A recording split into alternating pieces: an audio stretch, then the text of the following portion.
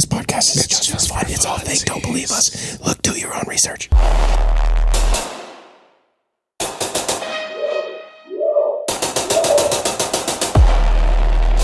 Cuckoo Rando.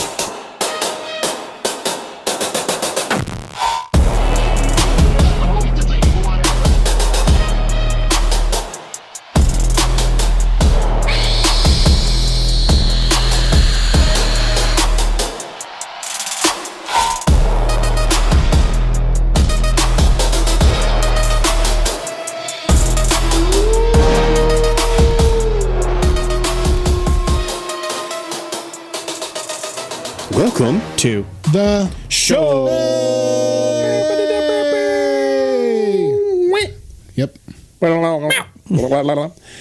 Just to tease right away, this episode is about Skinwalker Ranch, but we just got done recording the Patreon because we had to do it a little different this week again, and we had to record the Patreon early. Yep. Yeah. But we go into some actual Skinwalker stories on the Patreon. So if you're interested in that, you're gonna have to subscribe to the Patreon. This is the one time because I don't necessarily like putting stuff on the Patreon that I would put that deserves a spot on the main. Right. And so we might do an episode on Skinwalkers at some point. But that's one of the things I'm sure quite a few of our listeners know about blurry creatures. I love the blurry creatures guys, but one of the things that was always ticked me off about blurry creatures was that their best episodes were always behind the paywall. Yeah. And it annoyed me to the point where I refused to get the Patreon or the paywall thing because I was like, don't put your best content behind the paywall. Yeah. They're obviously way more successful than we are, and so maybe there is something to that, but I always refused and just been like, no, we're going to put equal content behind the paywall. Yeah. This might be the one time where the paywall is some main episode worthy content. Yeah. Short, but awesome. Maybe an episode worthy content, but it definitely isn't better than our regular content. No, it's not. People aren't. Not that I think that was what you're saying, but it kind of sounded like that might be what you were saying. So I want to clarify that's not the case. No. But it is one of those episodes where if it was me and I came along this, I would be like, ooh, I really want to listen to that Patreon episode. I might just subscribe for a week and see what it's all about. And if that's you, do it. Patreon.com/BABigfoot. $5 gets you in the door. $10 is the upgrade package. We're working on some things behind the scenes to create. $10, you say? That is such a deal. That's actually a really good deal. It's a really good deal. We're working on a bigger package that might get you some merch and at a higher price point. But anyway, one way or the other, go to patreon.com/BABigfoot. And while we're doing the ads, let's go ahead and get the energy drink give segment me going. this deliciousness. All right, 3, 2, 1. I went back to the Cosmic Rainbow C4. I feel like it tastes like all of the Skittles together. We're rocking a Monster Mango Loco. I'm so happy. Dude, it's so good. I'm just liquid deathing because I'm on the Insane Labs Diablo and I don't want to die. So, yeah, that sounds good. This is still probably my favorite energy drink, period. Bad Apple's probably number 2, but I think this is still my number 1. The greatest thing ever. Next, I think it'll be here by next week. One of our Patreon subscribers, followers, former students, awesome peoples that I've really enjoyed getting to reconnect with them after college.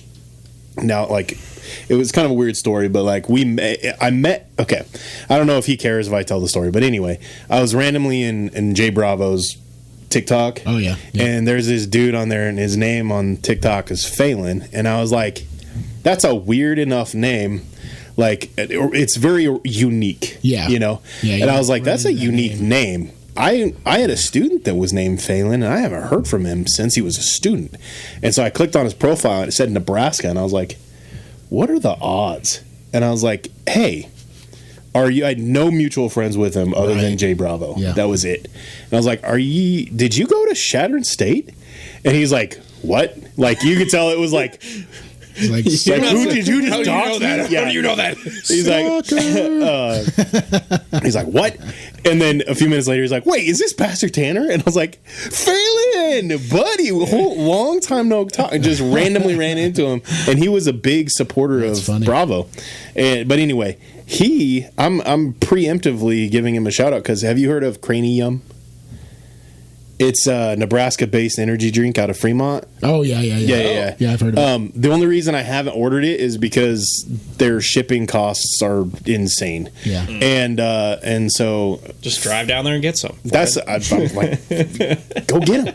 But Phelan is shipping some to us, or at least to me. What a dude. I don't know how many. I didn't look real close at the text because I thought he was saying he ordered it for himself, and I was going to say, "Hey, on your way through sometime, let me try one." But then he was like, "No, the address was yours," and I was like, "Oh, sweet!" So next week I want to try the Cranium, and we'll be able to give you. Very cool. But Monkey had mentioned Cranium like a year ago, right? And was like, you should try these guys. They're Nebraska based. It's real. I think he said it was really good stuff. I can't remember if he was like promoting it just because it was Nebraska, or if he was like, hey, this is really good stuff. And that was when I first learned about it. Literally, I was like, I'm going to go through there at some point. Right. Like, I know because I speak at retreats in that area, and literally, like, I'm going to be speaking at a retreat this year in that area. I'm going to stop and get some next time I go through. And I just haven't been through since he messaged me. Yeah. And so, but ancient days of giants, when the earth was wild and free, a creature roamed the valleys, cloaked in mystery. Is he born of angels' blood and man, a Nephilim so tall, or a shadow of the fallen, yet heeding the Maker's call? He's a biblically accurate Bigfoot, with a lineage from the skies. Not a myth or legend, but a truth that never dies. Is he a remnant of the Nephilim, a titan standing tall? Or does he have the word of God upon him, the last to hear the call?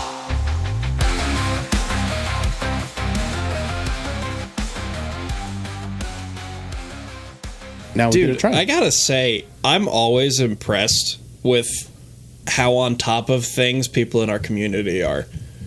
They make this podcast way easier to do because you know what I mean. There's not a whole lot of deep thinking that we have to do prior to the show. I mean, we do our research and we do our stuff and we have our conversations, but it all comes from them. Yeah. Do you realize that for the last 3 months, I think I've only had to come up with one episode topic? Yeah.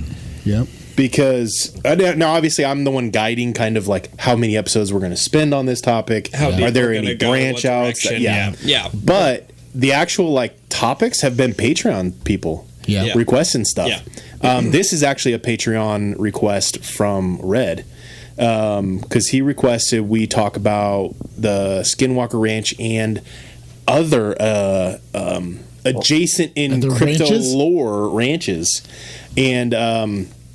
And so he specifically was like, "Hey, I want you to talk about this ranch, which Wretched Ranches. We'll talk about next week." But he's like, "It might be kind of a combo with Skinwalker Ranch." So I was like, "Skinwalker Ranch, we haven't done yet." So, Wretched Ranches. Yes, I'm trying so hard. And there are a plethora of weird ranches when we started looking into it. There really are. There's a lot. Yeah. I mean, technically, we talked about a freaky ranch like really long time ago, which you guys revisited kind of something adjacent to that last week. I guess I wasn't here for with that the area. one, I was thinking of Spawn Ranch. Oh yeah, and MK Ultra.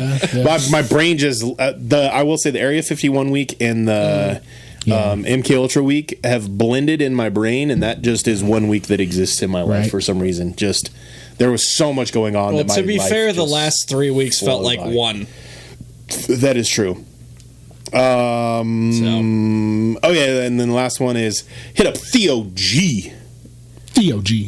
The Theo G. Chakra Tattoo in Denver. if you re-enunciate, it's the OG. Yeah, that was the thing that I heard as well. Yeah, the OG. Theo G, or if you put the space in between the E and the O, you got the OG. That's true. But if you mention biblically Ask accurate him if he Bigfoot. realized that. Probably not. Like, if his name's legitimate Theo, that's his name. But yeah. But I don't know. Yeah. So, but if you mention the Biblically Accurate Bigfoot podcast, you get 25% off of a high-end tattoo. Yes, sir. High-end. Like, talking elite tattoo. And so you should book your appointment now. But for real, like, hit them up. We're not just advertising because, somebody was like, hey, you want to advertise? No, we actually like their quality. Yep. Mike's been hyping them up since before he ever came onto the podcast. Yeah, I mean, he's a walking billboard, and his tattoos are insane. Well, thank you. Insane. But yeah. I mean, 25% compliment to your taste, but it's compliment quarter to of your skill. Right. Dude, 25% off is a fat discount. Especially That's insane. for a tattoo. That is tattoo. That's not going to chunk off. That's crazy. When he first reached out, I was thinking he was going to do like a 10%. I've seen 10% off. I've seen where they do like a Halloween bangers for like cheap, but I've never seen these guys do that, and that's pretty cool that they're doing that for 25% off. Yeah, for real. Like, seriously, hit them up. That is well worth. Because honestly, even if you're like, well, the gas to get down to Denver, dude, if you're from around here, the 25% saves you the gas. Like, it is worth it to go down to Denver, and you get a trip to Denver. Anyway, do some shopping. I don't know if that's all that good of an advertisement. Phil, shut up. We're trying to sell this. You get to go next to Estes Park. Okay, that's an advertisement. You can go down to Estes Park. It's not a BA Bigfoot. If I don't go to Estes Park, go on a hike, get done with a hike, go shower, hit up Theo G and at Shocker Tattoo and get your discount and get a cool tattoo, and then come home and that's a weekend. Yeah. So here's what you go down there. This is what we always do too. We go down there and then you just ask them if they're hungry and they want to order some food. They order the best food delivered down there, and you just help pay for lunch, and they'll have a little lunch break, and it's a good time. It's a good place. It's just fun place to hang out. Honestly. I'm excited. Yeah. Okay, and then we already did the Patreon. So current events. I haven't wrote down current events this week, but there are a lot of current events. We just talked about the buffalo on the Patreon. We talked about the buffalo at Yellowstone that tossed the old dude in the air. Oh my God, launched him. Have you seen the t-shirts? Have you seen the t-shirts that have come out? Yeah. I have not. Don't pet the fluffy cows. Don't pet the fluffy cows. Him like 20 feet in the air. I gotta Poor guy, man. How do you become a legend? Stupidity. Tanner and I were talking Stupidity about does it nowadays. Tanner and I were talking about how dumb that was, and so there were some people online defending it, like, well, he was on a walking path. He wasn't the thing that agitated it. He was just trying to take his pictures, and I was like, yeah, there's the brother. I mean, you can tell from the video it's agitated. Leave it alone. Well, and that's the thing, right? It was fired up before he even It's not like he went and was poking at it or anything, but you're too close. Yeah. To be back up, not protected. Right.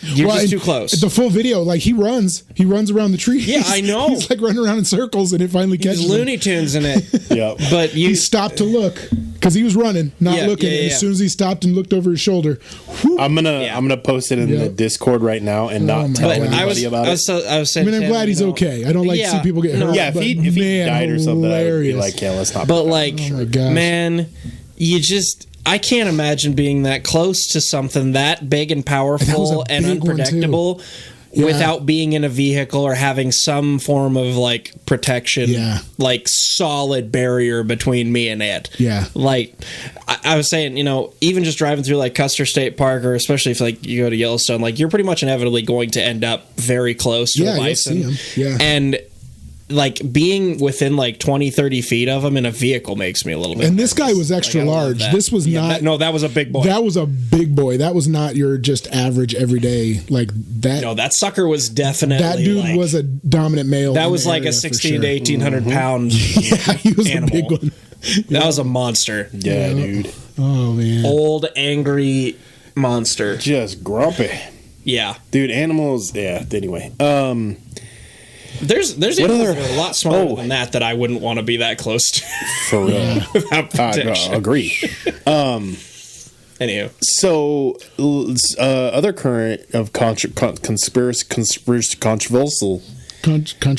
While you try to sort out your stroke. wait, I'm going somewhere with this. What do you guys think about Lindsey Graham dying? I mean, he died. What do you mean? What do we mean? What do we have you dove into that conspiracy yet? No. So somebody went through and actually figured out it physically would not be possible for him to have gotten home before he died. What? So, okay. So he flies over to the Ukraine. He takes a train to Kiev. Okay. At Kiev, he does a drone tour of the drone facility. Okay. He then would have to take the train back to the west because currently it's a no-fly zone. And so he'd had to take the train back west, get to the airport, then fly home, drive to his house, and then die. And the train that left Kiev didn't leave for 3.5 hours after he would have had to have left Ukraine in order to get home, to have literally walked through the door and died. 3.5 hours. Based on the time of death based off of the ME gave? Based off of time of death that and the alleged 911 call time. Also, two things. If he couldn't call 911, but he apparently called his sister to call 911 is what I've heard. So if he could call his sister, why didn't he just call 911? I mean, when you're in panic mode, just devil's advocate. Agree. But also, at the same time, wouldn't your first instinct be to call 911? Well, maybe he was calling his sister because he didn't know what was going on, and then the 911 call. I can agree with that. I can agree with that. Yeah. But again, when you, I get what you're saying. I'm just taking. I hadn't seen then on top of all of that. I was going to say I hadn't seen anything about any of this. So what was his cause of death? Heart attack. Well, not a heart attack. It was a sudden but severe medical condition, which is code for that's a heart super attack, specific basically. and helpful. Have you seen the Lego video that? Because you know how the Iran has been using him falling apart and breaking into pieces. And no. Is this unrelated? Have you guys not seen the Iran propaganda videos? No. Yeah, well, I've seen the Lego ones. I've seen a couple of Lego. The Iran's propaganda right now is Lego videos. They're okay. I will give Iran this. That's amazing. I will give Iran they're high production. This one. I will give Iran. They're pretty good. One thing. I will give them credit on one thing. Their Lego videos are phenomenal. Yeah. They're mini movies, man. Yeah. They're very well put together. And it's AI videos and they're like Lego. They're actually genuinely the one thing that they do that I'm like, okay guys, you guys got it on this. Not to make this a full political thing, but the difference between the left and the right, not even left and the right, but me and the left, is that I can give credit to people that I don't like for doing cool things. And the left can't do that. They refuse. But these Lego videos, like they did one on like the Epstein list. I shouldn't have said that out loud. The Jeffrey Einstein list, because that is still getting shadow banned, so I'll edit that. I have one more thing after that, but anyway. The list. We'll just call it the list. The Einstein list, yeah. No, because there's also the guy with the list. Okay. Are you familiar with that? Hold on to that. There was a video that they had put out about that and like all of the people that are related. So Iran puts out a video, and just a week ago, Iran was calling for the death of Lindsey Graham. In this video, Iran is claiming they're the ones that killed Lindsey Graham. They're claiming it. And on it, then there's another name on the list. Deadass. I can't remember off the top of my head. I wish I would have wrote down my current events this week. But there is another name on the list of like who's next, and it like checks the box off of Lindsey Graham. Another weird thing, okay?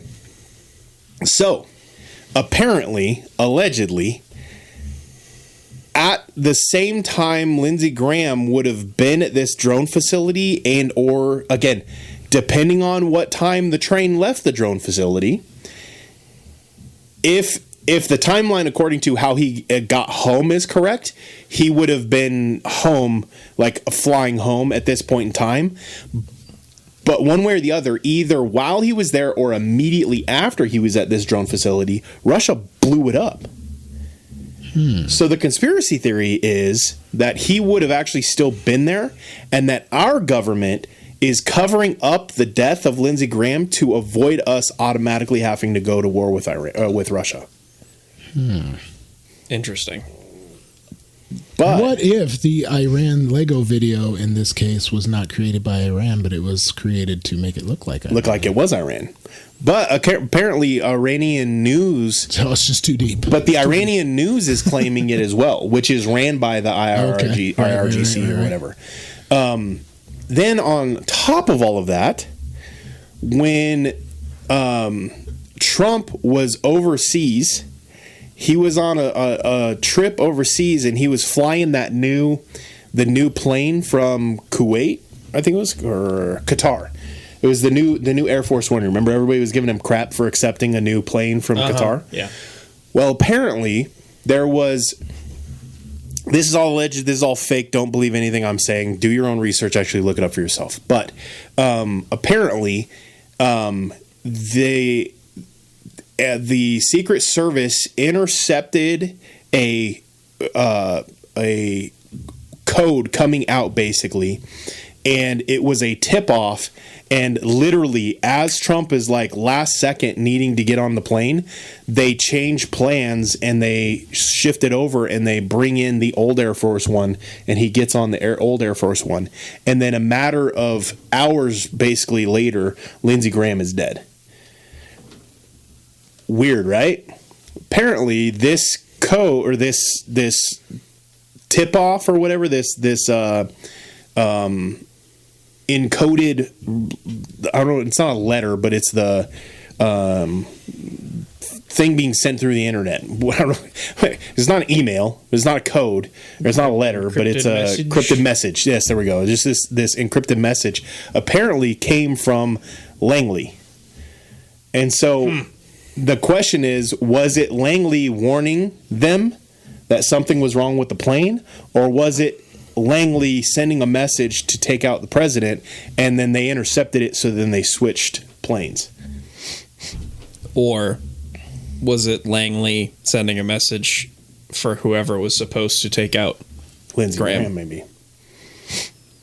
And Trump, there was, but one way or the other, Trump was scared enough, or the Trump team was scared enough that they completely changed it up and had him fly on a completely different airplane. That's not a little thing when the president is like, nope, we're no longer going to go by plan. Last second, we're going to switch aircraft. It's interesting. There's a lot going on that, one way or the other. So Lindsey Graham is dead. His sister took over his position. Right? The sister, I think is it? I have no idea. I don't know. One of his siblings. I'll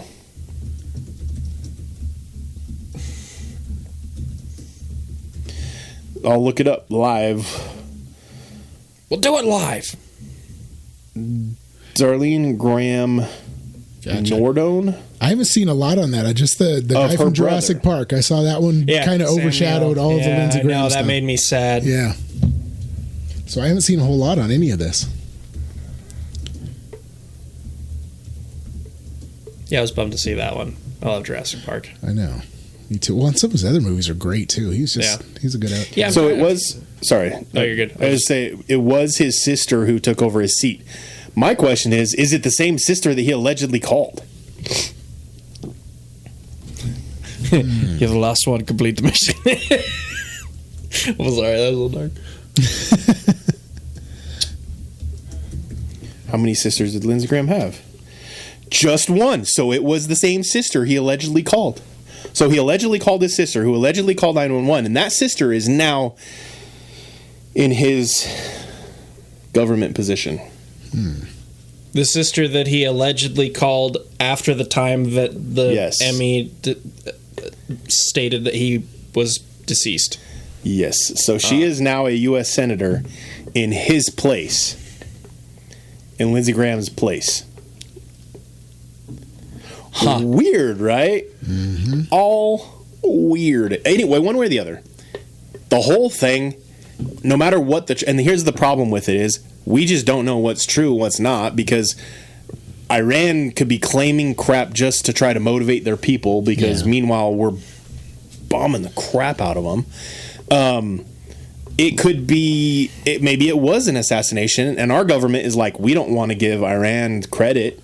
Right. Like, we don't want people to think that Iran is capable of killing our senators. Yeah. So we're just going to claim it was a heart attack.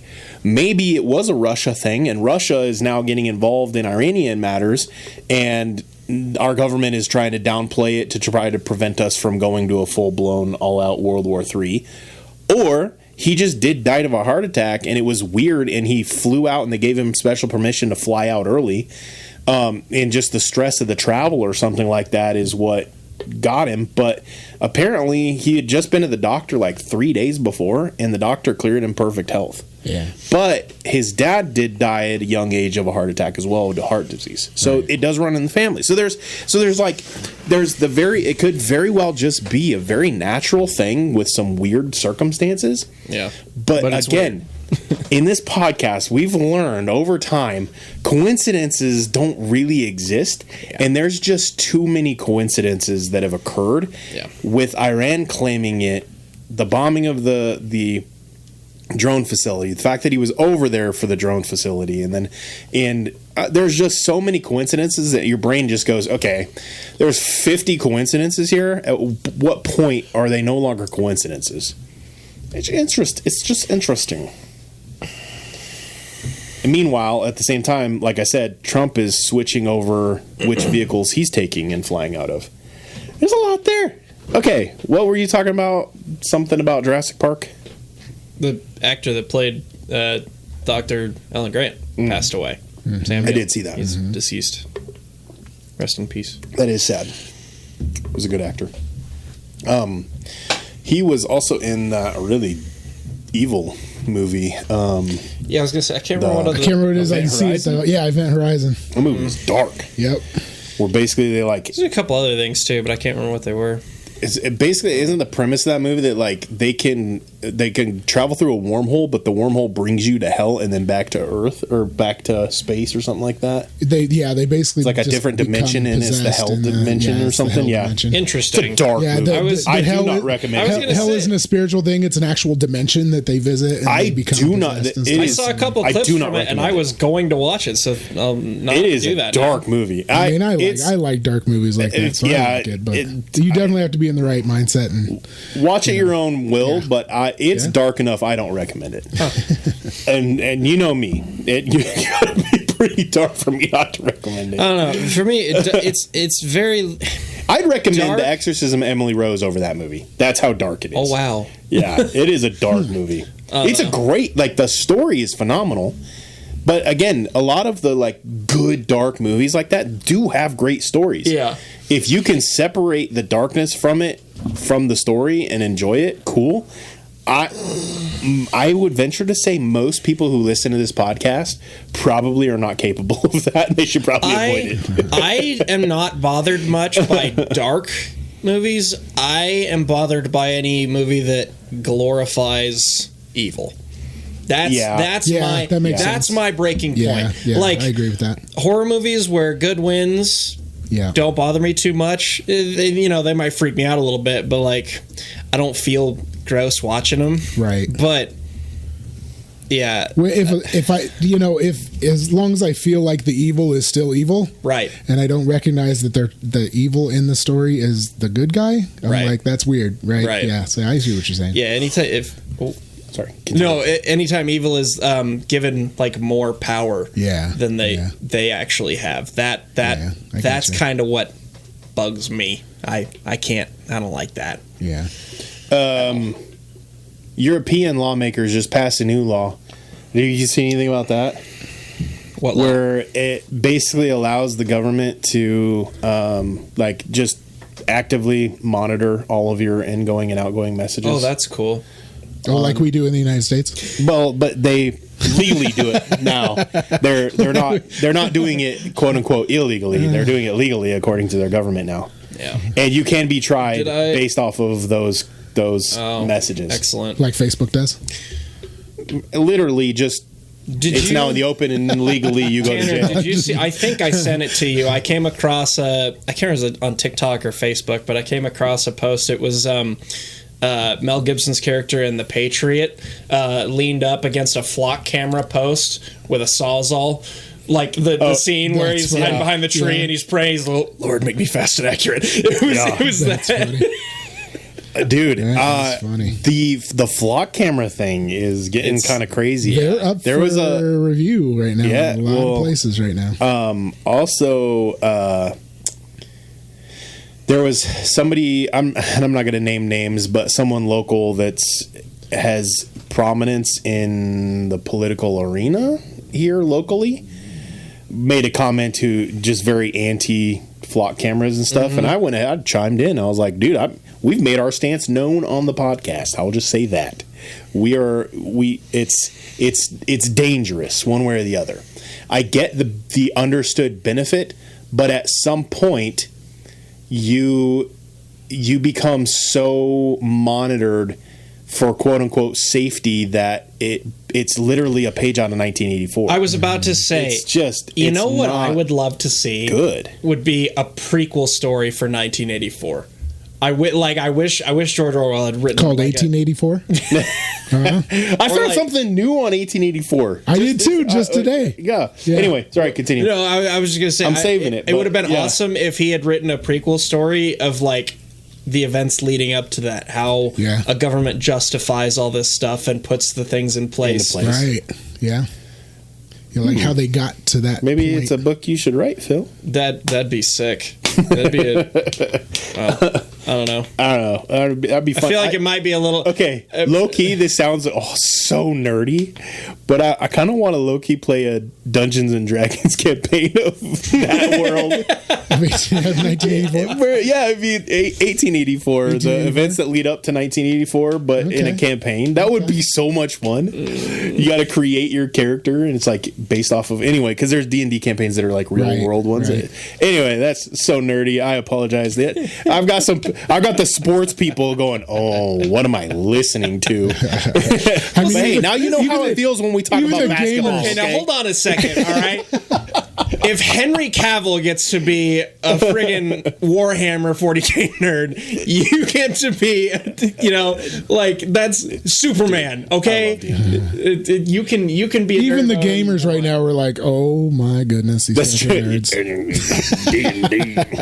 I love D&D. The way I explain D&D is... I do like D&D. It's so like the same reason people prefer books over movies, because the story's more robust. It's like fought through. You play through it. It brings it to life at a better level. There's more story. I feel like that D&D is the same thing to like campaign games. Sure. It brings this, it's more robust. You have to wrestle over all of the components.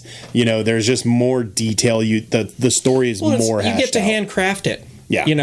With a video game, the campaign's already made. You just get to go through it. Right. Whereas with D&D, even open world games are still... You make it. Right. You make the story. Right. You make the decisions. Basically, you craft all of it. It's like a ultimate open world sandbox game that you can do whatever you want. I was going to say, it would be like creating a campaign game within Minecraft. Yeah. Yeah. That's what D&D is. Yeah, basically. But anyway, I just pictured the old original video where they're hashing out how they're going to, in the video game, they're hashing out how they're going to attack this castle and they're going to take it over, and then just dude comes out of nowhere, Leroy Jenkins, kicks open the door and just runs in, and everybody's like, what are we doing? And then like the whole plan just goes to heck. That's how D&D. I feel like you're aware of this, Tanner. Were you aware that that video was not scripted per se? It was a recreation of something that happened previously. Yep. I've known that for a bit. I didn't know that. It was very disappointing when I found that out. It was somewhat disappointing. But the fact that it was a recreation, it's like this actually did happen. We just had to recreate it. It wasn't scripted. Yeah. It was. Yep. Yeah. Nobody got it on video, and it was so great. Yeah. They were like, it was like, this was too funny. We're doing it again. Yep. We're gonna redo it. I was watching a video where the guy's talking about his girlfriend broke up with him or something, and so one of them starts singing, and they're like, doom doom, doom doom. Doom, doom, and then somebody else joins in, and they just like make up a whole song. Like the whole crew that's in the game makes up this like sad love song to him, and he's like, "Guys, just stop, guys, stop it." And they're like harmonizing. It was pretty impressive, but I was cracking up. What's that one dude who just absolutely wrecks people while he's just singing along to like? Oh, I know what you're talking about. I can't think of who it is. He'd be like, my hips don't lie, and he's a horrible voice, but all the other people can hear. So it's like games that have proximity, and so it's like all they hear is his bad singing getting louder and louder and louder, and then as it gets closer, and it's like it's like almost ominous because it's like, oh no, he's going dead, and then he's like, dang it! Before he started doing the VoIP thing, I remember seeing a clip or two of like he was just destroying and this other dude was streaming or he had it on video, and so first you see the POV of this guy getting just obliterated, and he's like, dude, this guy's sweating so hard, like what a nerd, what an absolute degenerate loser, touch grass. And then it cuts to his POV, and he's just dancing, just vibing, singing along, just swings a stairwell and deletes the kid in like in a tenth of a second. Funny, dude. And it's so good. See, that's the thing with it. Like when I play games like that, that's my point of view, but I'm not good. Mm-hmm. Right. I'm singing and dancing, and my teammates are going, "Just pay attention to the game for 5 seconds," and I'm like, "I don't care." Oh my gosh. He's so good. Anyway, gosh, we went on a nerd rabbit trail there for a minute. I think that's all my last bit. I want to bring this one up. I came across a video. These guys were on a podcast, and they were talking gaming stuff, and one of them asked, would you rather go to jail for 3 years or until your mom beat Elden Ring? Say that again. Would you rather go to jail for 3 years or go to jail until your mom beat Elden Ring? I'd be in jail for the rest of my life. Because my mom's deceased. But if that had not been the case... Dark joke, Phil. Dark joke.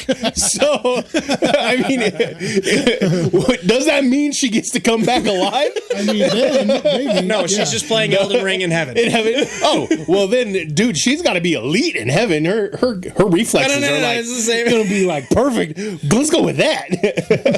I broke your... To be fair, reflexes don't really matter in Souls games, but... No. But she would have the perfect like 0 ping. Stop it! Stop it! It's just lag in Dark Souls. What are you doing? I've broken your hypothetical. Just play the game. Just play the game. Yep. So 3 years because I would be in jail forever. Just skips right to the last scene and boom, we're done. She would be like, literally just talking to Jesus. Snaps her be like, fingers. hey Jesus, could you just make this happen for me real quick? We want to make Phil look stupid. It's not that hard. Susan, you're doing too much. Susan just comes in and just wrecks everybody. Oh my gosh. Anyway, dark humor. That's fun. Good times. There's been a little bit more congressional fallout from the MK Ultra stuff. So they're opening up apparently more investigations into ties from universities and stuff like that into MK Ultra as a expense. The one thing I think we talked about it during the MK Ultra episode, but I was talking to my students a little bit. The one thing that I think is the biggest deal about that all, that it, just as a follow up to last week's episode, if you haven't listened to it, go back and listen to it. But one of the fallouts from that is that Congress brought in Tom O'Neill as an expert witness and basically just like confirmed him as an expert witness, which then legitimizes Chaos. his finds. Yeah. Right, exactly. And so it's now no longer a conspiracy theorist coming up with conspiracy theories. It is Congress themselves came to him and said, you are an expert witness. The things that you have found are legitimate. Come and testify on what you found. That's crazy. It legitimizes it by him being there. Actually, it legitimizes crazy. his findings. It's crazy because it now- never happens. Right. Right. It never happens. Yeah. No, that's unprecedented. Yeah. Like, no, that's I don't. Like all the Has anything like that ever happened all the before? JFK theorists, like they never brought any of those guys. They brought in a lot of scientists, a lot of marksmen, a lot of this and a lot of that, but they never brought in any of the, Has there ever been another theorists. case of that? Like where they Not that I know brought of, in but I mean, someone I'm not- that had like done that kind of research on something of that scale Yeah. and made him a Yeah, I don't know. Declared an expert witness? Because honestly, he is not the scientist. He is not the No. ballistics expert. He is No. not the this, that, or that. He is a theorist. He is like us. He's a research. He's a researcher. reporter that Yeah. like basically on the job trained his way to being a like professional god tier investigator. Yeah. Like Yeah. he's a detective. Right. Yeah, with journalism He's skills. a journalist who is a good. I mean, he was a high-end journalist. Mm-hmm. Like, Right. it's not like he was just a Yeah, it wasn't local like a hack. He Alliance Times No, he was- reporter. And no discredit to the Alliance Times reporters. I'm sure that they're great, but like this guy Said was that known right as I for said reporting. hack too, man. You making me look bad. He said it, not me. It was him. He said it. But no, it's he was a high-end reporter who then found a thread that he was just obsessed over. Yep. And followed it as long as he could. And the one thing about him is in my mind, what gives him the most credibility is that when someone pushes him to make a claim, was Manson MK Ultra? Yeah. He says, I cannot speculate. It is not my job to speculate. It is up to you to speculate. Here are the facts. Yeah.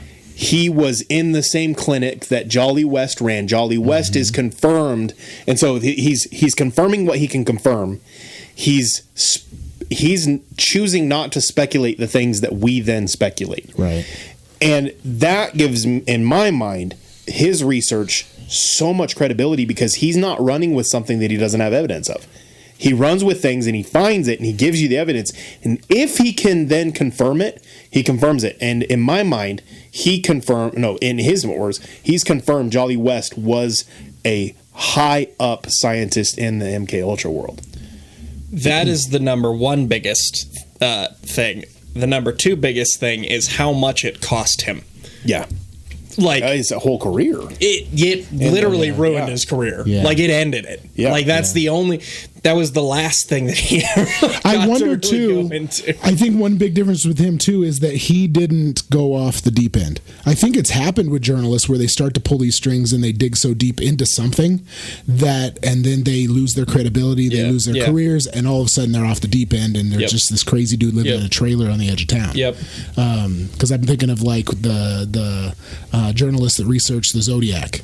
Yeah. Dug so deep into it, he ended up going crazy, and like nobody wanted to be around him, and nobody believed him until after everything come up, and then we're like, oh well, maybe he was onto something, So it's interesting. Yeah, on he that just didn't go off the deep end, right? No, on that note, the third thing to me that to me gives a lot of credibility towards what he did find was that he never like drew a conclusion at the end of the story. That's right. Like, I like the that end too. of his book was just like, It's like, so here's what I've got. What do you think? I never got to really finish this the way I wanted to. He didn't connect the dots. He just made the dots, laid them out there, and said, "Here's what I found." Yep. And I respect that. I didn't really get anything out of it. Nobody ever really. No smoking gun. No. I didn't get. I'm right. You're wrong. This didn't get published the way I wanted it to. This didn't get. None of this went the way I hoped it would. I don't have what I wanted. It's just this is what I got. Here's all of it. So I was on ChatGPT just for a funny. I was like, "Hey, is there a tie between MK Ultra and Skinwalker Ranch?" Of course there is. What? What is it? Okay. Of course there is. So Speaking of Skinwalker Ranch, and here's the thing: ChatGPT has been very like anti-conspiracy theory lately. It has been very like it's very like there's no evidence of this existing. In bold letters. Yep. It did not say that this What time. is it? It said, Hal Puthoff is the biggest link between the two. He worked with CIA-funded remote viewing research at the Stanford Research Institute, which we know all about in the 1970s. He was involved with the Stargate remote viewing program, and he personally was associated and investigated the Skinwalker Ranch through the AAWSAP, which we will talk about here in a minute.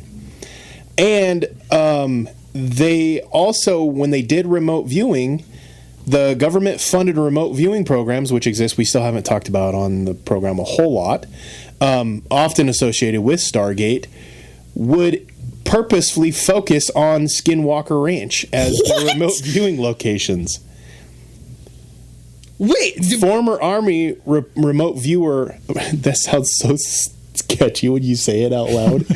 Former Army remote viewer Joseph McMun. That's a fake name. McMonigle. McMonigle. That's a fake name. I've heard that name before. Actually. Joseph McMonigle. It's spelled McMoneagle. Yep. Joseph McMonigle has been reported as conducting a blind remote viewing session on the ranch for AAWSAP. This claim comes primarily from the participants and later books rather than declassified government reports. Dog. What? I was just joking. I just wanted a funny pun to like, hey, we need to move into the episode. So here's my joke. And then ChatGPT's like, actually, there is a tie right here. Here's the tie. Not only is here it is a the tie right here. Not only is it a tie, that's a pretty freaking significant tie. And it didn't try to persuade me away from it at all, which is weird. Because have you tried to look up stuff on ChatGPT recently? I don't. Because every once in a while, if I'm having a hard time like finding an angle, I just go to ChatGPT and look something up. I've used it a few times here, even just recently. And it will always start off with like, there is no confirmed, even when looking up, if you look up Skinwalker Ranch, it comes up and it basically says like, there's been no real irrefutable evidence of anything occurring on Skinwalker Ranch, so you should stop looking into this, basically. And it's just like, yeah, here's the link. Anyway, so we're talking about Skinwalker Ranch today, and apparently MK Ultra was a great segue. I genuinely was like, how are we going to segue from MK Ultra into Skinwalker Ranch? We just did it successfully and blew my mind a little bit. And I don't even know where to start. That's what we do on this show. Well, let's back up a step. So before there was remote viewing on Skinwalker Ranch and with the organizations, let's go back a little bit. Skinwalker Ranch. Yes. Skinwalker Ranch. It is in Utah, in the northeastern part of Utah. And if you look up the original Skinwalker Ranch, it was originally called something different, but the original Skinwalker Ranch was like 516 acres or something, like 512 acres, something like that. Yeah. And it is just surrounded by Native American land. And it's right in the middle of the, it's just like Ute tribe, just right there. Tribal land, yeah. And if you want to know more about Skinwalkers... Hey, we forgot to do our thingy. Oh, we did. Go ahead and pull it out. Man. Sorry. Speaking of remote viewing... I was going to say, go ahead and continue. I'm going to remote view. Before we even start, I'm going to say 97 and... Don't look back. I'm going to say 6 and... Where do I look for success? Ooh. It's like halfway in between. It's 41. Oh, man. Oh, wait. I'm going to do a question, too. How is my butt big? Yes. That would be funny if it just said yes. Mystery makes life magical. What was your question? Where do I look for success? So that makes sense. Yours is better, though. Guess the listeners will never know. It's a mystery. Never know. Never know. Oh gosh, I'm gonna start doing that. I like the question. Questions better. Yep. Okay. Anyway, so starting with the Skinwalker Ranch, and if you want to know more about like skinwalkers, we kind of dove into it pretty profoundly on the Patreon. But to kind of give you the quick rundown of skinwalkers, originally they're Native American lore, and in the Native American, the tribes around there, they believe that it's like a bad omen to even talk about skinwalkers. And well, there's a ridge that runs straight through the thing, and they called it Skinwalker Ridge. That's what they called it before it was even they even bought it. Yeah, because it's just known for lore, and they didn't want it. But and so basically the what we know of skinwalkers is just like bits and pieces here and there, or from people's quote unquote experiences. Because they believe it's such a bad omen to even like talk about it, there's not a lot, but the gist of it is there's a few different beliefs. One of the tales is that they originally started as like good. So you think of like the Sith, like they start as like Jedi learning the Force, and then they just get so consumed with power that they eventually turn into evil, and then eventually start doing things that would compromise them in their human element, and then eventually get to the point where they're full blown just evil. Another lore is that in order to even become a skinwalker, you have to eliminate and consume the person that's like closest to you, family wise, relative wise, somebody close to you, like as a person. There's quite a few different like lores, but the idea is that they can shapeshift and become different things, but there's just something off about them. They're not quite perfect versions of it. Right. So it's like Phil said, it's almost like a copy of a copy.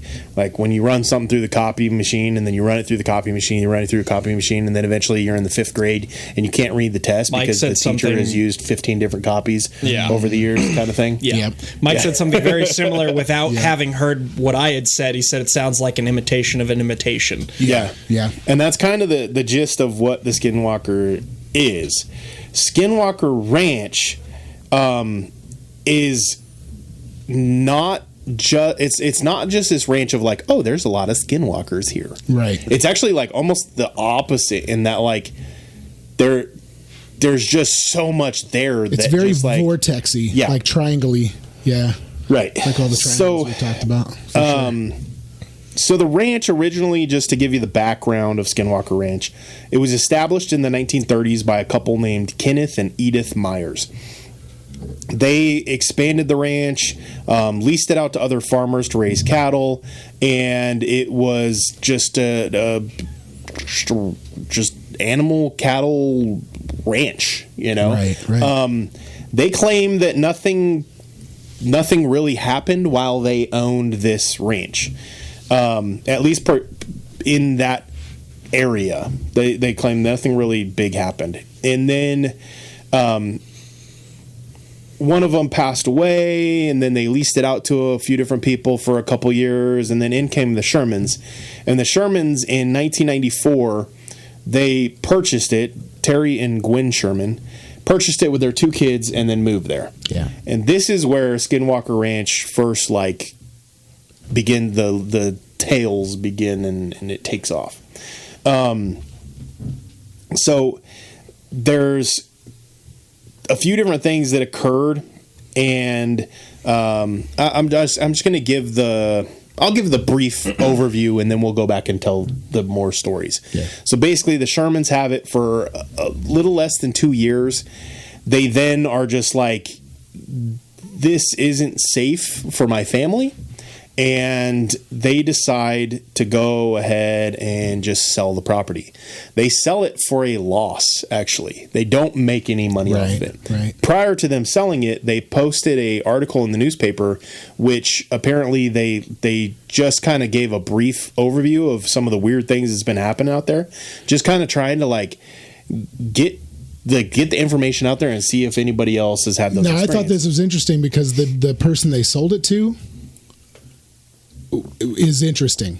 It we makes already me mentioned wonder his name once. What does it the MK Ultra part of it. Yeah. So what I'm saying, it like for me, when I figured out like what he did and who he was and all that stuff, I was like, did they sell it for a loss, or were they forced to sell it for a loss? Right. Because they wanted it. Well, that's the thing is they did sell it for a loss, and so Terry Sherman apparently was so interested in the property. What he did, so he sold it and they moved. And once his family was quote unquote off the property, he felt safe enough and he went back and he worked for Robert as a hired hand, because he was so interested in figuring out what was going on. Right. And with the thing was, he just wanted his family safe, and that's why they ultimately sold it. Right. So I wonder part of me wonders if they sold it for a loss with the guarantee that he had a job there, as a means of like, this is these guys guarantee that I'll be able to work for them on the location, so we'll sell it for a loss so that I can continue working there. If they sold it for a loss, like you said, because they were quote unquote strong armed to sell it for a loss, or if they sold it for a loss because he was willing to investigate, and the other people, because there apparently was some other parties interested as well, and maybe he chose the Bigelow, Robert Bigelow, because he wanted to investigate it. It's just interesting because like property in general, there's only certain cycles, certain times where you sell a property for a loss. Property value is one thing that you can invest in that almost always is moving upward, sometimes very slowly. But I would say, but your investments always go up, and that's interesting. Selling it within a year and a half of buying it probably could be guarantees a loss, because people wanting to buy it go, why are you selling it so quick? Yeah, especially 512 acres. Right. Why are you selling it so fast? You're not broke. Right. What's going on? Yeah. That's, in my mind, if you are going to sell it for a loss, that's probably a guaranteed way to sell it for a loss. Which is another thing. If this guy from, this line of government organizations he's worked for pops in with his men in black and says, "Hey, we're taking your property. Here's how much we're going to give you." That's another reason it kind of, just really reads strong arm to me. Yeah. But there's no record of that. Yeah, there's no record of it. So Robert Bigelow, which we've mentioned his name already once, he was a very wealthy person. And so this isn't just like some cuckoo rando who wanted to buy it and watch for UFOs. This guy's he's a wealthy dude. And he sets up he has his own research group called the National Institute for Discovery Science, NIDS.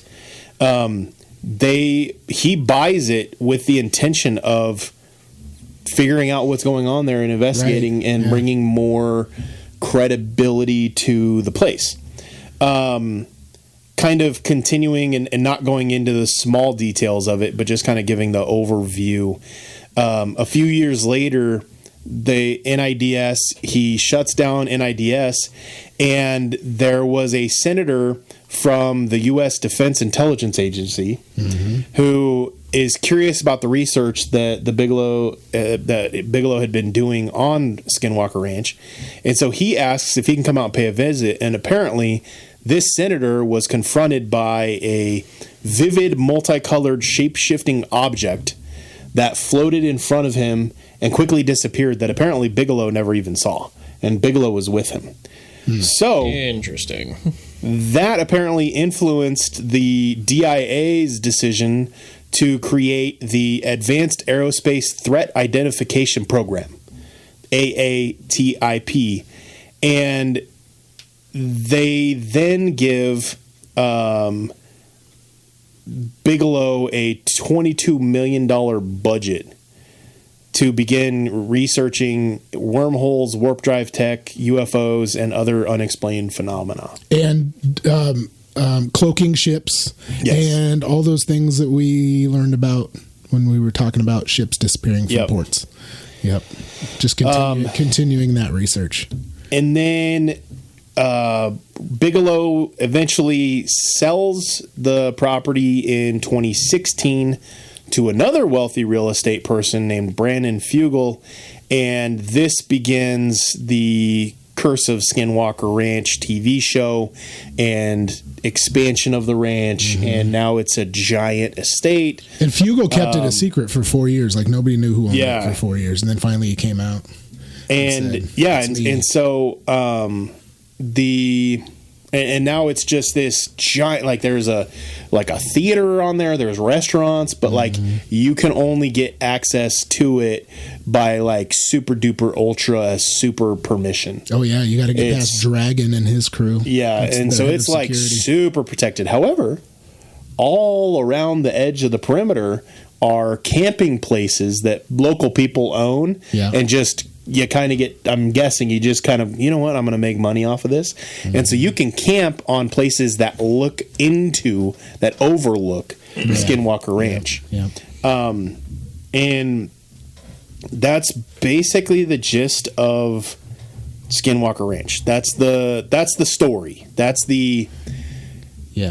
This is the proven A, B, C, D, this stuff happened. Right. Now we're at the end of the timeline.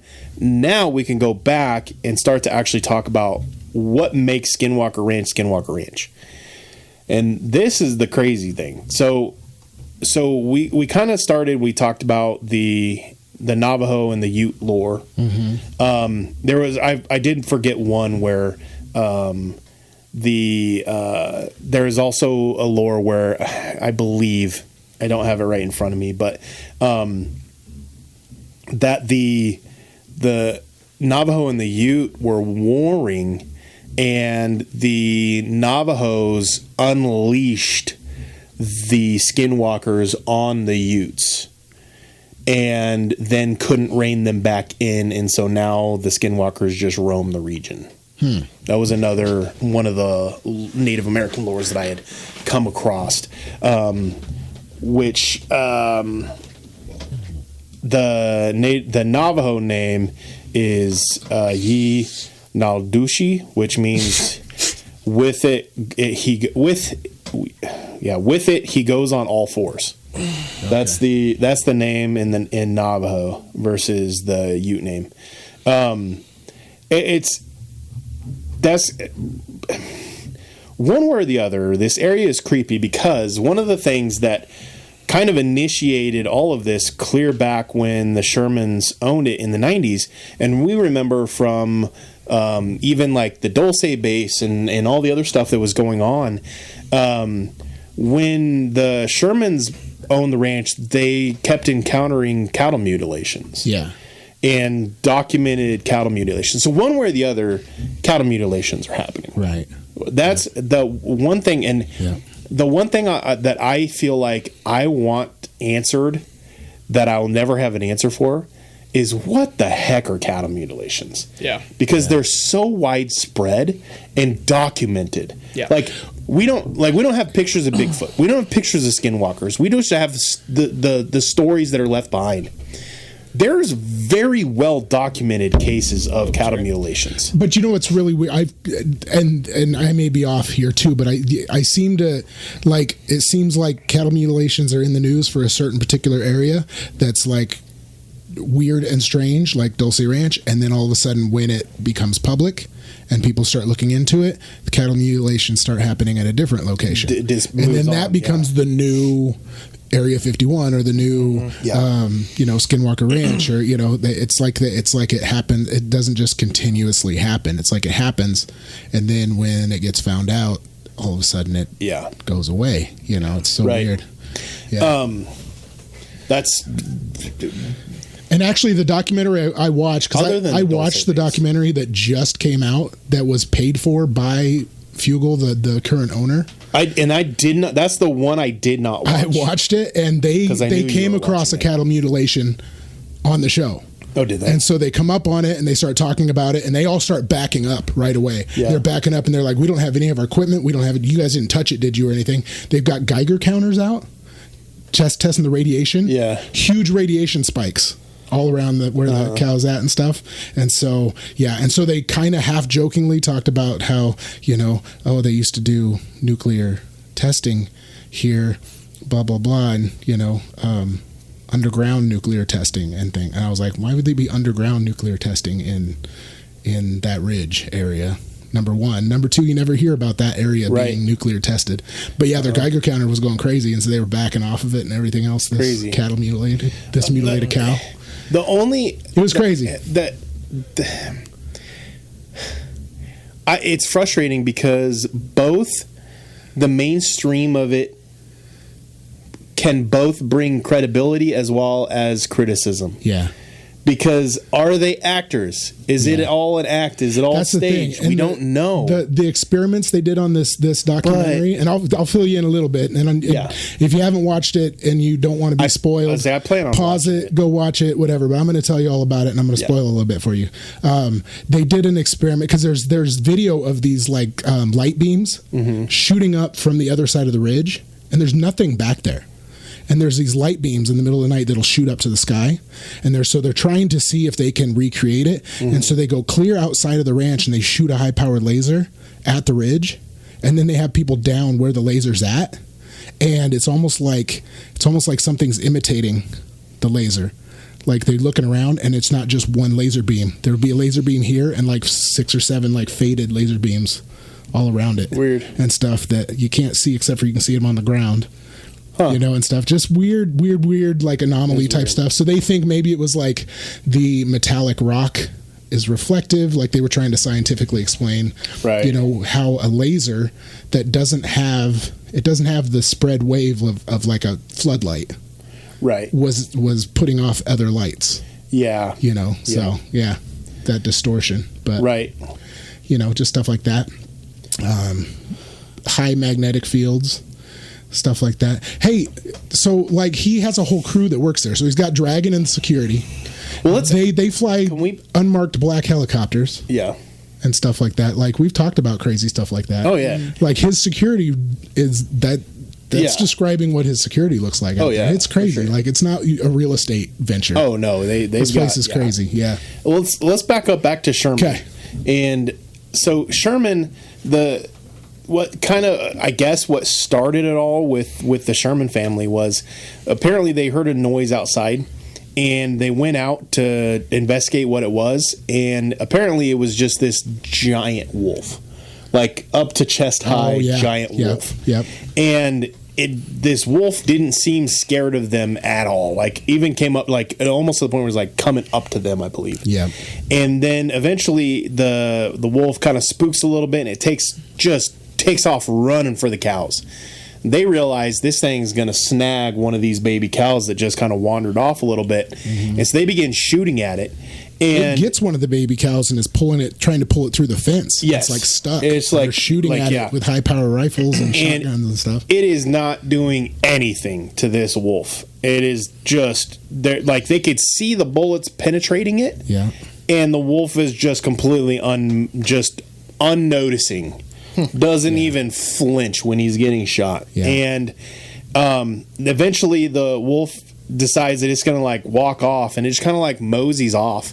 And they're like, this thing's just going to come back. We need to finish it off. We need to finish taking it out. So they begin following it, and they follow its tracks. And as they're following the tracks for quite a while, all of a sudden it's just like the tracks just disappear. And it's not like it shifted or let's say the land, it all of a sudden reached a part of land where tracks didn't imprint or anything. No, because the area which the tracks disappear was just as soft as the land where the tracks were at. Right. And so the tracks of this thing just disappear. That's what kind of started it. Eventually they began seeing what they would call as these orbs, that some of them were big enough that it looked like they had like black doorways in them, and these lights that would just appear and come at people, and weird, just tons and tons of weird, strange, just lights all over the place. And then they would hear mysterious voices floating overhead. Just weird sounding, just trying to like, almost like they were talking to them kind of thing. And then just tons of cattle mutilations.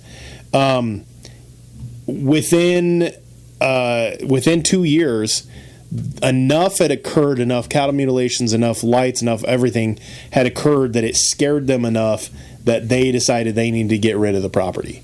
Right. So they get rid of the property and insert Robert Bigelow and Nidsai. And Bigelow comes in, and he's the big bad science researcher, and he begins doing research and looking into all of the accounts that the Shermans had, and apparently we're experiencing the same things going on: cattle mutilations, lights, weird stuff. But the problem with all of their research is that everything that they find, they can't seem to ever document. Right. And so Robert Bigelow, he says that like it's almost like they're psychic in that they knew where and what we were going to record. Yeah. And so when we would start recording, we'd come back to our equipment, and it was destroyed before we even got off the property, basically. Right. And so it's like they never caught anything through their recording equipment. Anytime that they were in person recording, it's like it would never record or the vehicle would break down on the way to where they're doing the research, and they would just have to tow it back and stuff. And like a lot of weird stuff. Just weird things. And then nothing too crazy that really occurred on Bigelow. Like, say, there's no documentation. There's a lot of weird things that happened, right? But there's no documentation. That's I think the weird part about it is that right. Like he put up like 24-hour cameras and stuff, and either the cameras would break or they didn't catch stuff. See, and that's what Fugel set out to do. So they've been using AI and stuff. So on this modern one, they have a whole AI facility set up. Like, this guy is like, there's some money. Like, the tech that they have is crazy. Yeah. So I thought this is, you'll think this is interesting. So they hop in the helicopter to go to one of the investigation sites. And when they get on the helicopter, he stops everybody. He says, before we fly, we're going to pray real quick. So he has them pray before they fly to wherever they're going, which I thought was strange. That's crazy. I was like, that's weird, but they wouldn't fly to where they were going until they got there. So the investigator wanted to dig. They said there's no digging here. We don't allow any digging on the property at all, period. They did once, and they kind of avoid the story for a while. And I guess when they did it, the guy in charge of the digging got really sick, started getting headaches, went to the hospital. His scalp was separating from his skull. Ooh. Mm-hmm. And they don't know if it was radiation or what the deal was. Like, he recovered, but like they basically had to, let the pressure out and do all kinds of stuff just from digging. So they said no digging allowed. Bad things happen. So their AI that monitors, it monitors 24/7 and monitors like everything going on in the ranch, weird anomalies, anything like that, and like puts together data.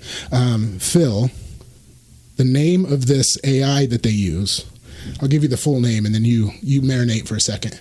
It's called the Sentinel Assignment Telemetry and Notification.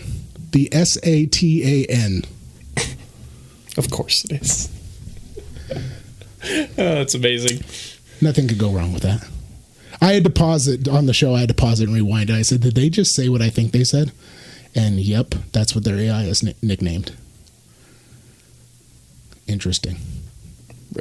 Shortly after a scene of them praying on a helicopter, I was like, this is really strange. Yeah. But yeah, so it was interesting seeing like the modern approach as opposed to the old approach. And they show some of the old houses where people used to live, and the stuff they've shut down, like the restaurant and all that stuff, because they don't do any of that anymore. They don't do the tourist thing. Security's crazy, like fully armed security. Just guys everywhere, full black uniforms. Like, yeah, it's crazy.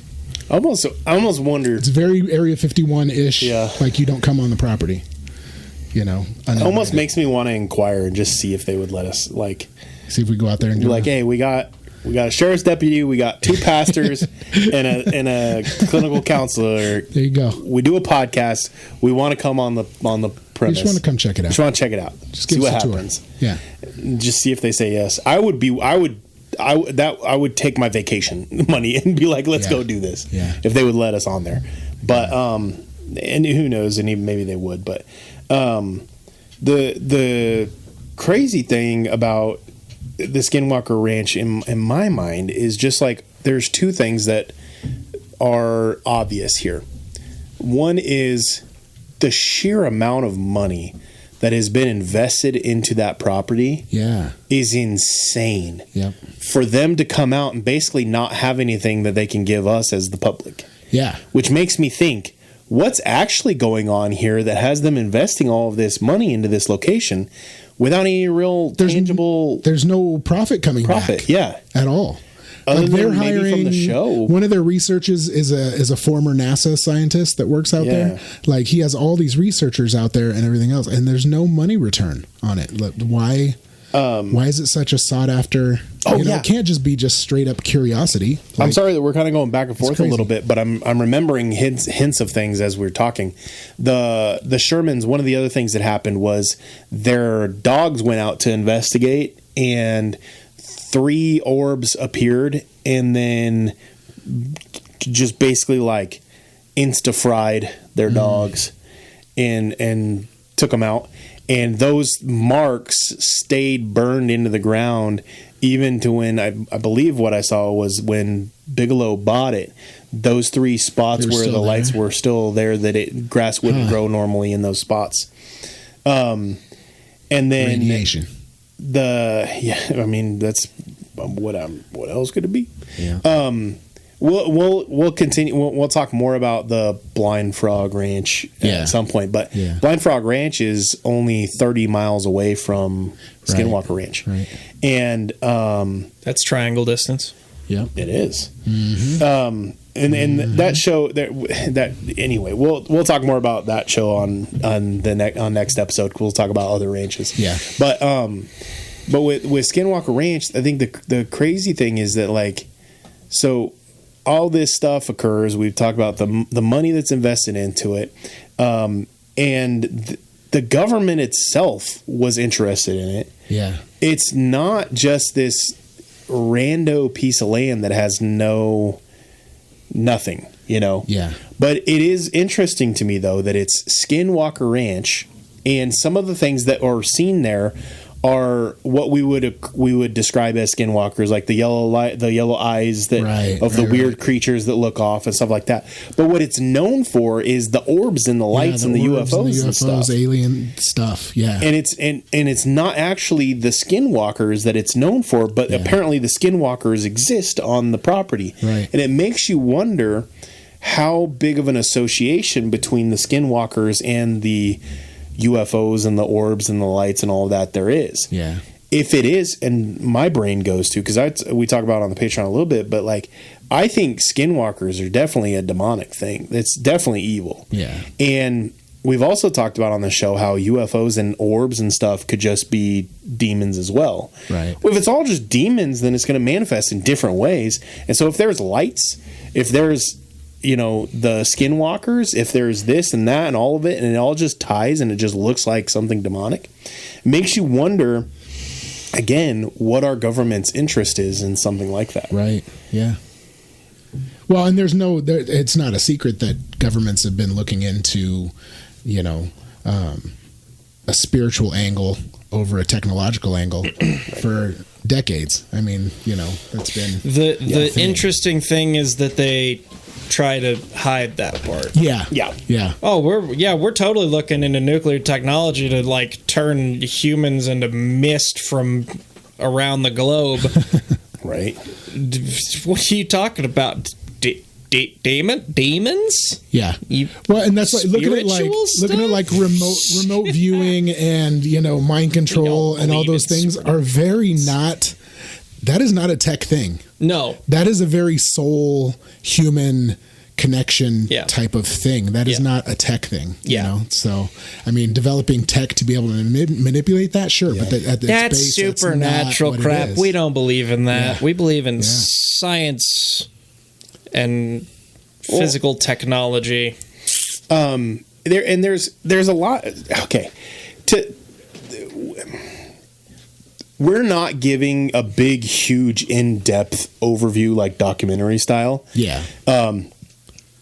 Just being real, there's a lot that we're missing that, for the sake of the show, we just don't have time to get into. Otherwise, we're running into a big, huge, multi-episode thing where. Well, there's so many branches you can take that, you know, do we look at this from a cryptid viewpoint? Do we look at it from a UFO? You know, there's just so many different directions you could take. Right. You know? And frankly, the people who have documented the facts about the location. Yeah. Just go find one of those documentaries. Yeah. There's a ton of them. There's a free one on YouTube. It's like an hour long. And the guy just talks the facts. Yeah. This is what happened. This is who wrote this book. This is what they then claimed back. All that stuff. It's just the facts of the stuff. Yeah. That's documented. We don't need to retell that story. That story's been told. People have done a better job of looking into and documenting the facts than we're willing to do on the show. Because we speculate. We don't. We don't. Right. So, but some of the weird things that have occurred that we didn't really get into are like when the Shermans bought it, they claimed that the previous owners, that it was just like there were locks and chains and it was like secured and all this other stuff. Yeah. They claimed that. But then people were like, well, they probably just are making stuff up to try to make money. But the thing is, they lost money. Yeah. They sold it for less. They didn't come out of it with a bunch of money. They didn't make a ton of money. So what is the point? What is the motivation of them making up this story? Then on the other side of things is, so if the previous family, if they claim that nothing ever happened on the property, which again, they passed away prior to the Shermans, or the Shermans buying it. If nothing occurred on the property, then what then caused it to kind of go crazy when the Shermans bought it? Or was it an era where you just didn't talk about those kinds of things? Yeah. Mm-hmm. You know what I mean? Did it just come with the territory? They experienced it, and they were like, people think we're crazy, so we're just never going to mention it. Mm-hmm. The alternative is maybe something happened. Maybe the Shermans buying it just kind of set off whatever were there, and they're like, oh, we don't like these guys for some reason. Yeah.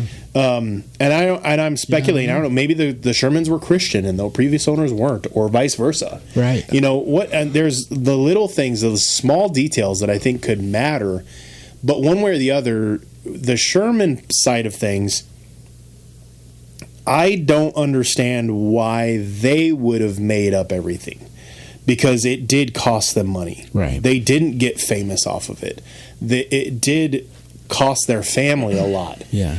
The Bigelow, from Bigelow on, Bigelow was a rich man who knew how to make money, and maybe he did make a profit off of the stories and the government contracts and whatever. Yeah. Maybe he did.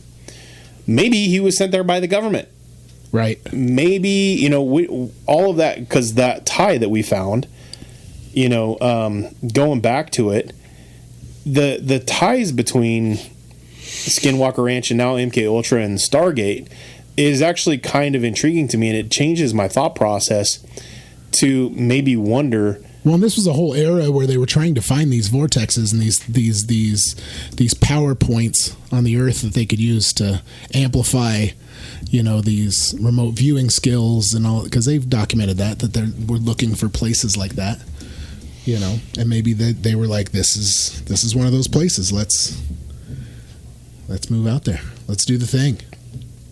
So apparently the government-sponsored remote viewing session of Skinwalker Ranch occurred in March of 2010. So and this is all Freedom of Information Act. Yeah. So whatever is going on at Skinwalker Ranch, it was affecting even top secret operations like the Stargate viewing sessions and stuff like that, for them to have then looked at Skinwalker Ranch and remote viewed it. It is funny though when you think back to like old stories from hundreds of years ago, when somebody would hear about something scary in the woods, you don't go in the woods. But humans now, we hear about scary stuff and we want to buy it and we want to go see it and we want to touch it, and it's crazy. Yep. Well, it's like that one comedian bought the Annabelle doll and couldn't figure out why bad things were starting to happen. You're like, well, maybe it's because you bought the doll. Okay, so looking into, and I'm sorry, I'm doing research in real time because the whole remote viewing thing caught me off guard. Yeah, to the point where I was like, oh crap, I didn't even think about this avenue. So the Skinwalkers, the Pentagon remote viewing session produced two kinds of information. The first one was ordinary details that could be checked against reality. So location, what did it look like, the building color, shape, that kind of thing. Joseph McMoneagle. It's McMonagle. It's a fake name. McMonagle.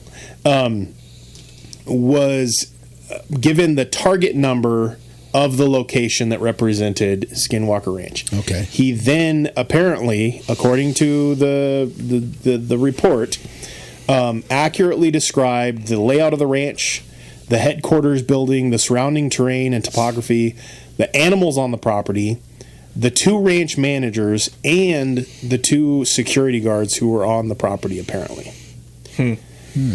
The part that is under discussion is he also claimed that there was a fifth individual.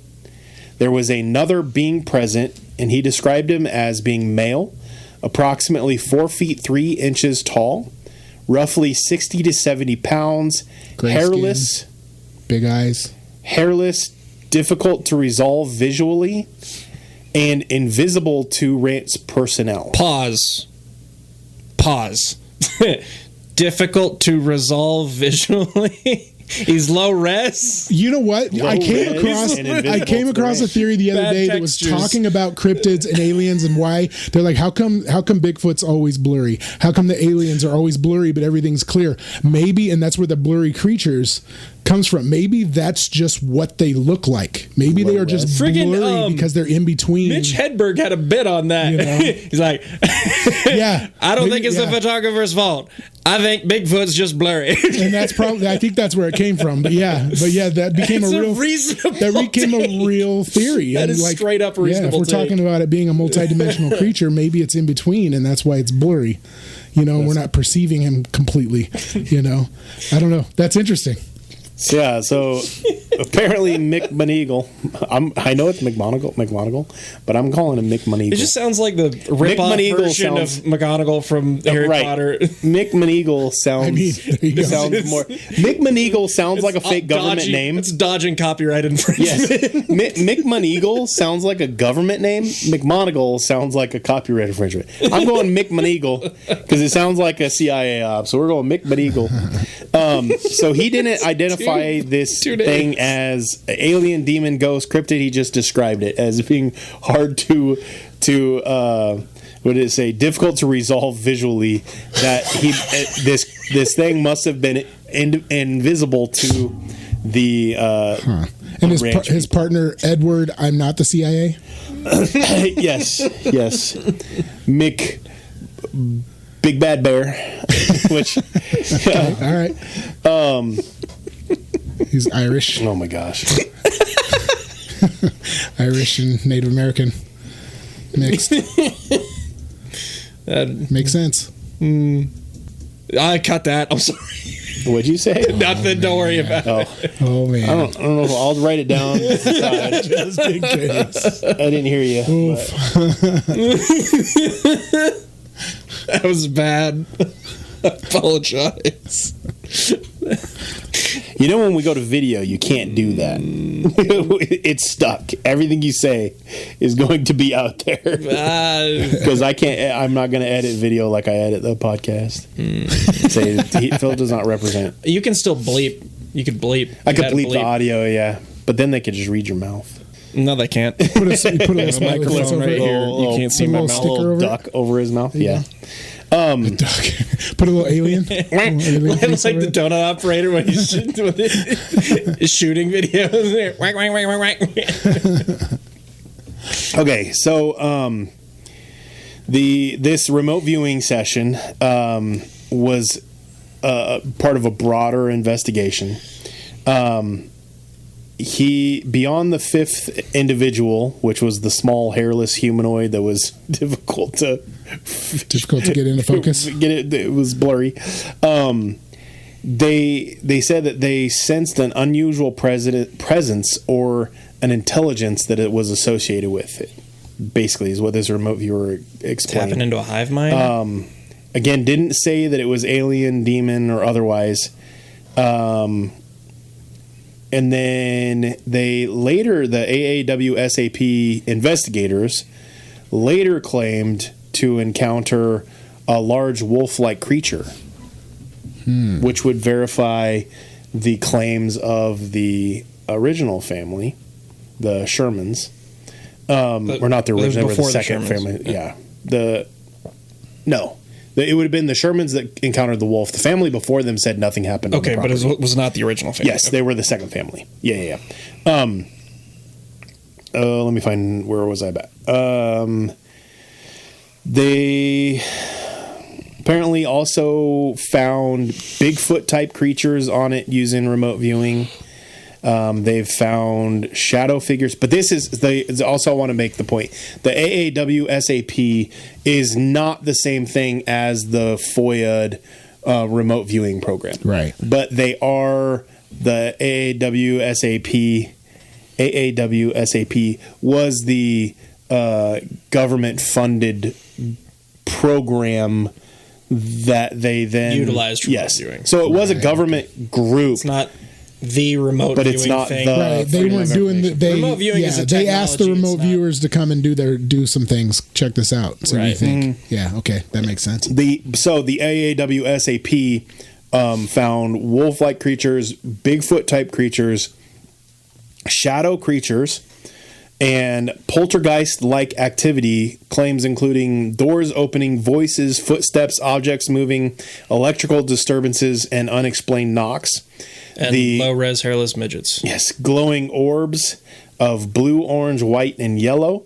Then portal phenomena. Some witnesses disclaimed what appeared to be like openings in the air, which the Shermans explained that too.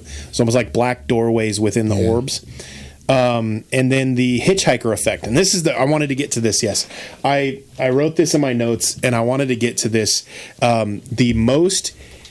In my mind, the one thing that seems to distinguish this different than every cryptid we've talked about prior to this is that the Skinwalker Ranch is notorious for the hitchhiker effect. Do you know what the hitchhiker effect is? I'm being dramatic for episode as like the home run hit. So the hitchhiker effect is when apparently the things that occur to you on the ranch then follow you home. Okay. They hitchhike you. Right. They hitchhike with you back home. And so people who were on the Skinwalker Ranch investigating often claimed that what they found and the phenomena that they saw on the ranch, they would then later on see at home after the fact. Right. What movie is that like? I feel like that's a thing. But yeah. I don't know. So these are the government AAWSAP investigators or whatever. I don't know if they're government investigators, but it's the government program investigators. Sure. Okay, Yep. I don't know how to word that correctly. They claimed there would be shadow figures that would follow them home. There would be the knocking sounds that would follow them home. Apparitions. the electronics behaving strangely, and even their family members then, after experiencing something within the house, it would hitchhike with their family members. So not only is it following them home from the Skinwalker Ranch, it is then being experienced by their family members, and then their family members, it is hitchhiking with their family members, and their family members are having unusual experiences at work and at other places. And so it's crazy to me. So one of the things with skinwalkers that I've been learning is there's certain rules to skinwalkers. The first is that they're trying to get you to try, like, what opens the door to them, okay, is that they're trying to get you to help them. So they're always wounded, hurt, adorable, somebody you know, somebody you're looking for. Mm-hmm. Yes. And they're trying to get you to help. And when you acknowledge them, you open the door. Now, opening the door doesn't immediately result in like a full-blown like haunting, mm-hmm. but it opens them up and they will begin to try to entice you more. Mm-hmm. And apparently it's once they have gotten like you... Girl Scouts with those cookies. 100%. Once they have gotten you to acknowledge them, like, I think it's like 3 times, they then, like, it's a full-blown haunting. I'll call it a haunting. If I'm being insensitive to the Native American tribes, then I apologize for that. But but that's how I would, as a pastor, I would describe it. And so once you've acknowledged it enough times, it's like a full-blown haunting, and then eventually you go missing if you continue to engage with it. So one of the ways in which the rules of the land, so to say, in that region is if something cries out to you, and you don't know the definitive source, do not respond. You can investigate, you can look. Like if you see it, you can look at it. Looking at it isn't opening the door. But you responding to it is what opens the door, as though you're going to help. Kind of like the Appalachian friggin', you heard a whistle in the woods? No, you didn't. No, you didn't. Kind of thing. Yeah. And even to the point where, so the thing, another thing that distinguishes skinwalkers as opposed to the other cryptids is skinwalkers can use things like radios. And so, like, you'll have like a CB radio, and if it comes through the radio but doesn't have a definitive call, because like there's rules to CB radios. Like if you're using the radios at like the parks or whatever, and you just hear like a call that calls you out by name and is like we'll just do Phil, be like, Phil, are you safe right now? Do you see that? And then that's it. You don't know where that came from. Right. So the rule of the land is if there isn't a call, so then you would respond. So if you're like on the job, you'd be like, hey, dispatch, do you have a record? Did dispatch, hey, dispatch, did you just call out to me? And if dispatch is like, no, what are you talking about? Then you then know radio silence. You don't respond to anything that comes through the radio. The problem is that if you then respond to it as like, hey, Phil, what are you doing right now? And you're like, I'm just chilling. I'm not busy. What do you need? Dispatch or whatever. You've responded to it. You've now initiated it. It now is going to then ramp things up. If you ignore it, apparently it eventually moves on. Allegedly. This is all allegedly Skinwalker lore. And so you have to like verify where the source came from. That's the way around it, is you try to verify. But you're the only one, a lot of times, most times, you're the only one hearing the radio. And so... so is it in the radio or is it in your head? Exactly. That's the thing. That's the whole thing about it is it in your head or is it in the radio? And the next thing that it comes out is that it will try to mimic people that you know or who were like around you when you first showed up in the place. Yeah. So it'll try to be like, oh, if you saw a hiker walk by and you talk to them, it'll try to imitate that hiker's voice because now it's a familiar. So then its next step is it tries to be something that is familiar with you, and then it ramps it up, and then it's like it uses your own voice to try to then get you. Anyway, all that to say that, like, that would freak me out, man. Like hearing somebody else's voice is one thing, but hearing my own voice, your own voice just slightly off, I'd be like, no. I don't know if I'd recognize my voice slightly off. I'd recognize your voice, Phil. No, I'd recognize your voice too, but I don't know if I'd recognize my voice. I don't know. Let's test it. Let's test it when we go out for a Bigfoot hunt. We bring some recordings of Phil. Set up some speakers. You see if he recognizes his own voice. He'll forget by then anyway. Yeah, so great. Probably. Set it up. So, all that to say, it is interesting that what the hitchhiker effect seems to. That's the one crossover in my mind. Yeah. The hitchhiker effect is the one crossover from the Skinwalker lore to Skinwalker Ranch. Yeah. Because part of the Skinwalker lore is it's trying to entice you. If these people investigating with the AAWSAP, they're going to initiate with the creature or the noise or the whatever. They're going to initiate, and it then follows them home. That is the one connection to the lore that exists. That's on the old Ghost Adventures ones. There's an episode where the things follow him home, and I'm like, man, that would be enough for me to quit. Yeah. That'd be enough for me to quit if I was investigating someplace and then all of a sudden I realized it followed me home. I'd be done. Well, that's what Dustin said why he got out of it from Insane Labs on the. If you haven't listened to the Insane Labs owner, CEO, whether you're into working out or supplements or not, we did talk cryptids. So go listen to it. But Dustin, the owner, the CEO of Insane Labs, he actually brought up that he used to be heavy into investigating, and he quit one time when it followed him home, basically. That that was kind of with when I was playing with the Ouija boards and stuff before I became a Christian. Right. When I wouldn't be touching the Ouija board, but whatever spiritual thing that was affecting me would come through. Yeah. That was my moment of like, I think I'm done with this. Yeah.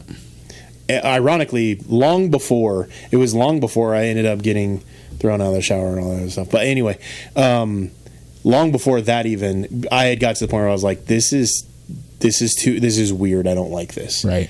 Even though we still played, but that was my moment of like, and that's what sold me on it. Because up till then I was like, oh, we're just pushing it with our fingers, and I had a whole psychological explanation for it. But the few times that we did it where somebody that wasn't even touching the board, somebody's just standing over there and whatever they're thinking is popping up on the board, freaked me out. Yeah. I think that's why I was like, I don't like this, is because then it became very real to me. Yeah. It was no longer, it couldn't be explained through another means. Yeah, before then it was just a game and you're just silly and this isn't real, but that made it seem real. Yeah, like, that brought it to realness. Yeah, I get that.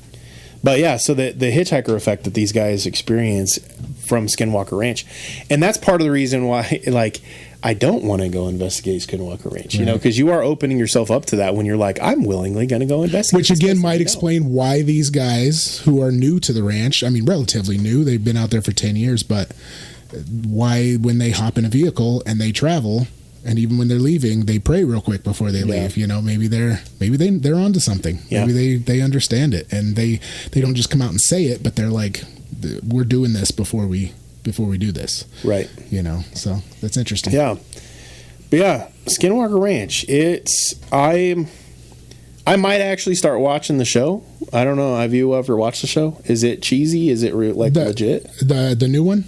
The actual show. Yeah, that's what I've been watching. I didn't get all. It's several episodes, but I'm through about 3 episodes of it. Okay. And it's a very scientific approach, but every once in a while they throw something spiritual in there, but they don't talk about it. They just do it, and I'm like, that's really strange.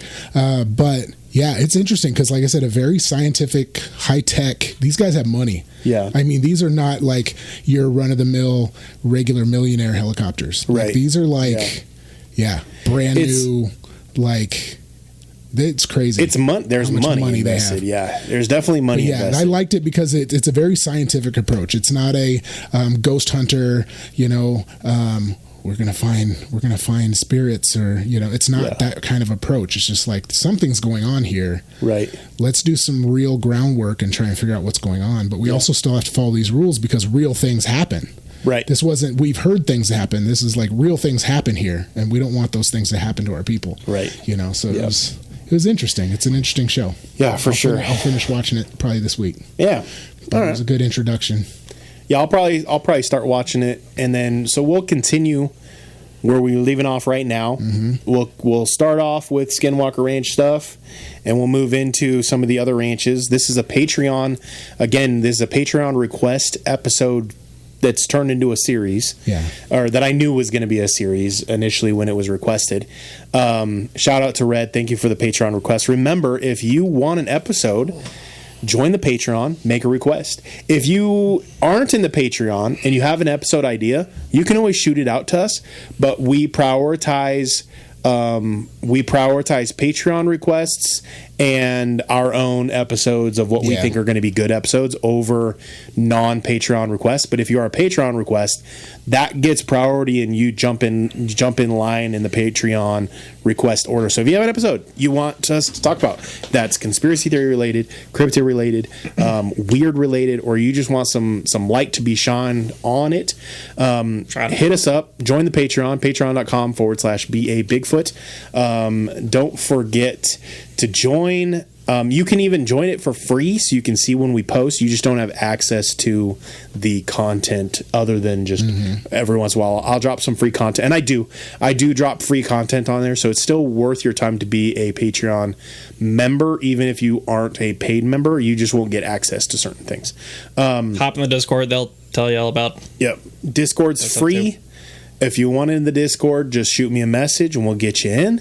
And Insane Labs, use code BA Bigfoot.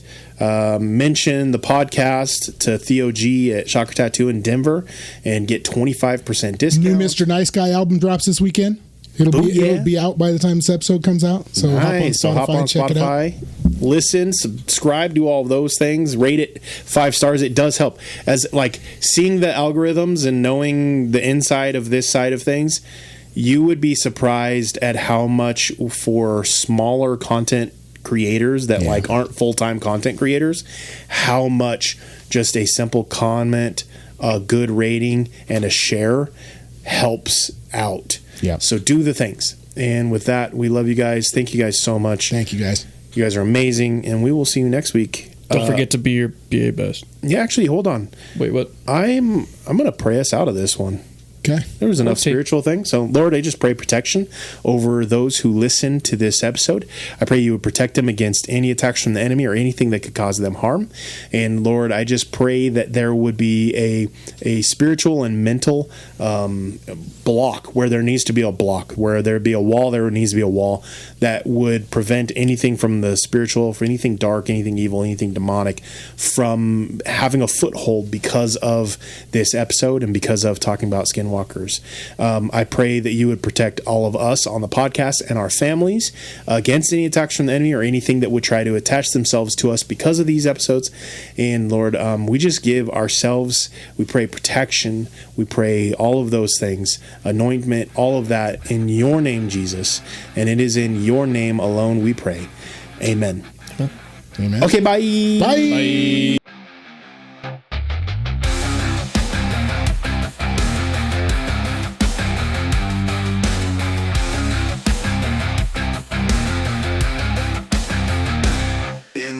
Ancient days of giants, when the earth was wild and free, a creature roamed the valleys, cloaked in mystery. Is he born of angels' blood and man, a Nephilim so tall, or a shadow of the fallen, yet he the maker's call? He's a biblically accurate Bigfoot, with a lineage from the skies. Not a myth or legend, but a truth that never dies. Is he a remnant of the Nephilim, a titan standing tall? Or does he have the word of God upon him, the last to hear the call?